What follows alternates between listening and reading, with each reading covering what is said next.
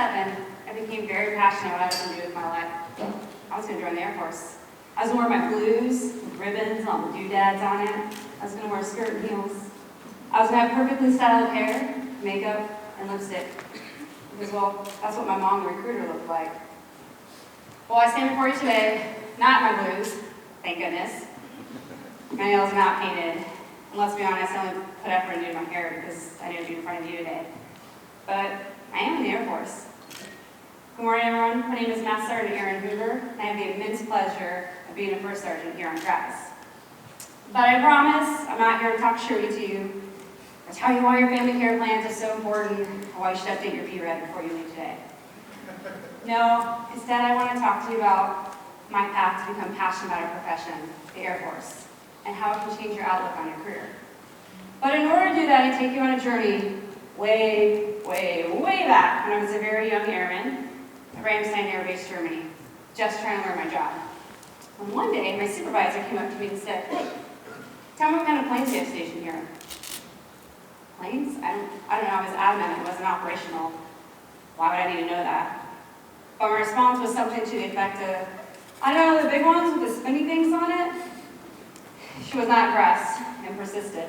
And she said, "Well, if a loadmaster comes into our office and you say, 'Oh, welcome, what kind of fighter jet do you fly on?'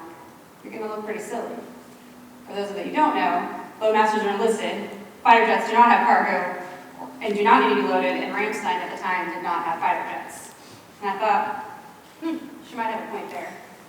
And in that small moment of time, unbeknownst to me, my supervisor instilled a passion in me to learn more, not just about my job, but about the Air Force as a whole.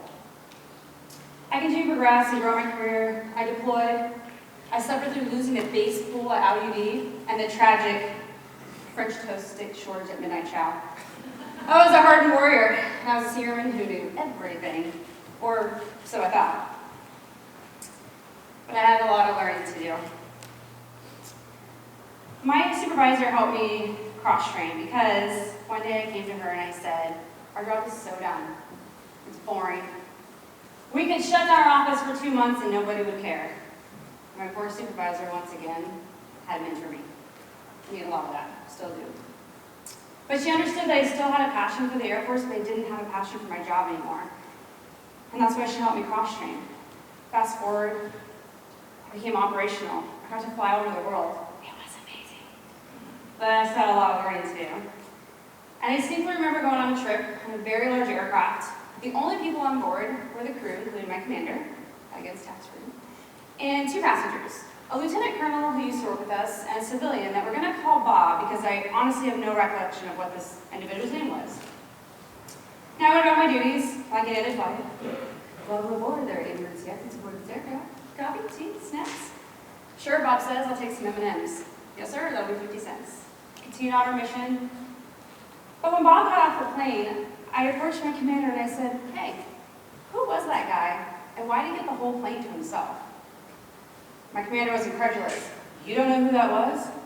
"No," I said. "You tell me to load the plane, make sure everyone's safe, and have on-time takeoff. You rarely ever tell me who our passengers are or why we're taking them somewhere." So my commander said, "All right." He sat down for 20 minutes and explained to me that Bob worked for HASC. Yeah, I had no idea what it was either.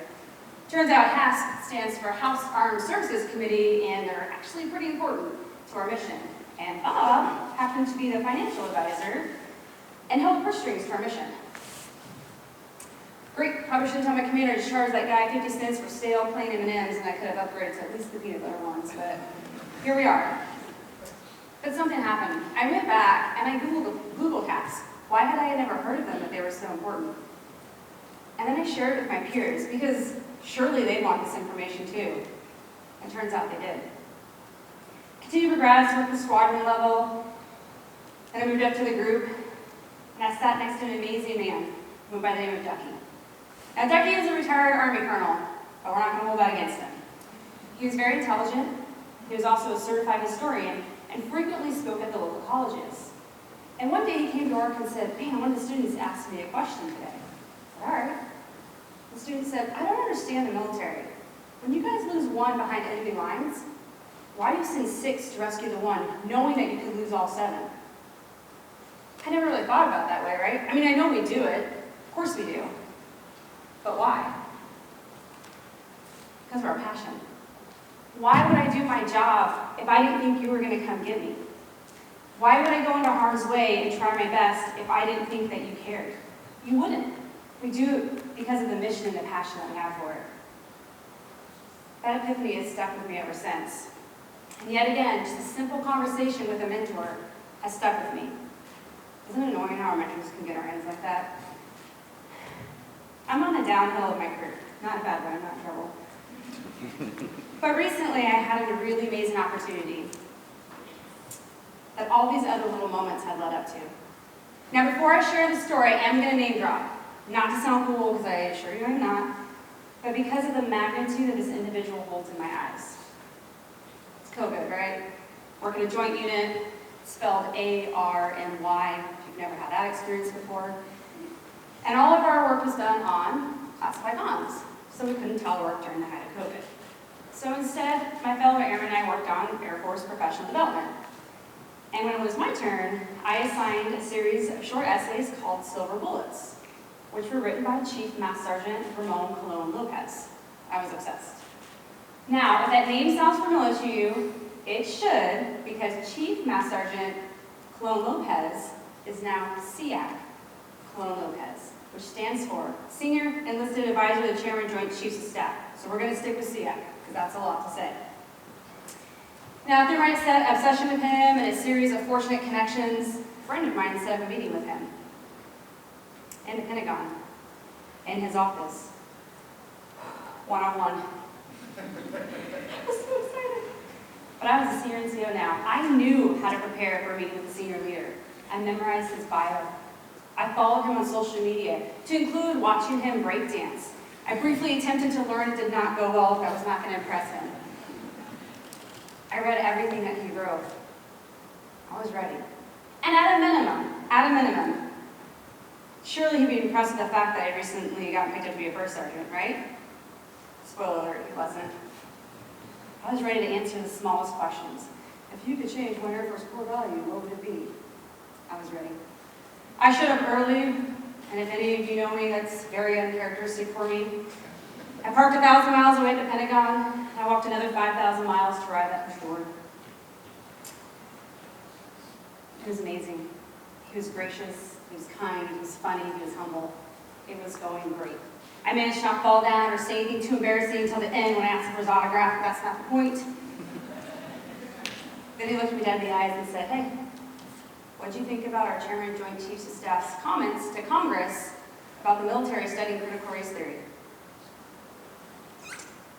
Right, current events. Current events? Did he just ask me about current events? I didn't study that. I knew everything about him. He was supposed to ask me about himself. What college did you go to? You know, how many missions have you been on? Hindsight, why would I need to know that? He knows about himself. I don't need to know that. I had a moment of panic. But friends, fear not, because I am what my husband calls an Air Force nerd.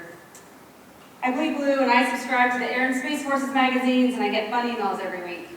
It just so happened that a few days prior to my meeting with SEAC, I clicked on a video with General Milley, our Chairman of Joint Chiefs of Staff, giving that exact speech to Congress. Why? Not because I'm super smart, the average at best, but because throughout my career, my mentors and my supervisors had instilled in me an importance to gain more knowledge, to learn, to care more than just about your job, but about our mission as a whole. And as a senior NCO and somebody who was about to become a first sergeant, I felt it necessary to understand what our airmen were going through. It's our job to instill trust, respect, and equality. So I watched the video. Back to the story. I gathered myself up, I answered, I think somewhat intelligently. I don't know, there's probably a couple nervous giggles in there. But he didn't seem impressed. It wasn't a trick question. And to be honest, he shouldn't have been impressed. We should be knowing that stuff and sharing that with each other. I finished the meeting, it was a wonderful experience. I got the coin and all that stuff. But when I headed back, what do you think the first question on my airman asked me? See, I said, what you guys talking about? And when I mentioned that question, they all had that moment of, oh my gosh, what would I have said? Same fear I had. But it led to something, right? We all had an amazing conversation about why it's important to know current events, and not just current events, but things that are affecting our airmen. And it led to us talking about the diversity inclusion report that we all should have already read at that point. It was a great experience. At this point, we're thinking, cool story, sure, you name drop, what's the point? I don't actually have one, I just want to come up here and tell stories, and I'm super nervous, so just... But let me leave you with this. When we share our knowledge and our passion with others, it makes us all better. The majority of us crave more. We crave to be a part of a mission and understand where we fit in. Now, of course, there are going to be your days where you're not that passionate. There are those days where you just don't want to get out of the car, you don't want an adult. That's okay. But I challenge you to not stay there, to find your passion. Have a conversation about your base. Do you know what planes are stationed here? Share something amazing that you learned with your troops, with your peers, with those around you. Because at the end of the day, when we have a passion for our profession, sitting in 6 to rescue 1 is a no-brainer. Being able to wear this uniform is one of the greatest professions in the world.